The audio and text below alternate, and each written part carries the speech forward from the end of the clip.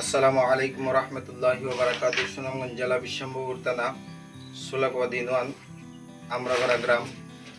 এখানে 3-4টা গ্রামের মধ্যে আমরা আপনারা যে কুরবানি করার জন্য আমাদের কাছে টাকা দিয়েছিলেন, আমরা সেই টাকা দিয়ে পশু কিনে আমরা সেই পশুগুলির গোশ আমরা প্রত্যেকটা ব্যাগের মধ্যে নিয়েছি।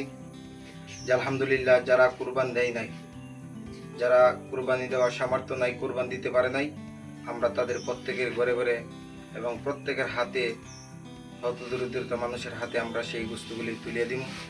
আমরা সেই বস্তুগুলি তুলে দেওয়ার যে আপনারা যে কুরবান দিয়েছেন, আমরা একে অপরের মধ্যে ঈদের যে আনন্দ আমরা ভাগাভাগি করে নিতেছি, যে আমরা গরিব দুঃখী অসহায় মানুষের পাশে দাঁড়াইতে পারতেছি আপনারা দেওয়ার কারণে।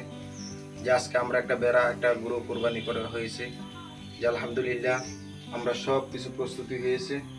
আমরা গরু গোশগুলি আমরা 100-র উপরে মানুষকে আমরা দিতে পারবো। যে আলহামদুলিল্লাহ আপনারা দেখতে পাচ্ছেন এখানে প্যাকেট হয়েছে, যে আমরা প্রত্যেকটা মানুষের হাতে আমরা তুলে দিতে পারবো।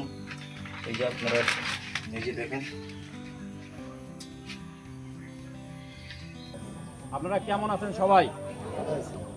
এই যে আপনাদেরকে আমরা কোরবানি থেকে কিছু গোশত দেওয়ার জন্য এখানে নিয়ে এসেছি। আপনাদেরকে দাঁড় করে কিছু কথা বলবো এখন। আপনারা কি বেজার হইবেন নাকি? আচ্ছা, আপনাদের জন্য আমাদের কিছু অপরিচিত ভাই বোন, তারা নিজেরা তাদের নামে কোরবানি করে আপনাদের জন্য উপহার পাঠিয়েছে। আপনারা কি তাদেরকে চেনেন না? হ্যাঁ, তারাও আপনাদেরকে চেনে না। আমরা যারা সাধারণ মানুষ, আমাদের কাজ হলো, প্রথম কাজ হলো কি বলেন তো? নামাজ, তাই না? আমরা সবাই নামাজ পড়েই। আচ্ছা, এই লাইনে কোনো হিন্দু আছে? নাই। আপনারা কি সবাই মুসলমান, তাই না? ভালো কথা। আপনারা কি জানেন কেউ যদি নামাজ না পড়ে সে মুসলমান থাকে না? আমি জানি না এখানে কোনো বেনামাজি আছে কিনা, কিন্তু যদি থেকে থাকেন আমার অনুরোধ হলো আপনারা এখন থেকেই, এটা আসরের থেকেই আপনারা নামাজ শুরু করবেন। রাজি আছেন বলেন? ইনশাআল্লাহ সবাই নামাজ পড়েন তো?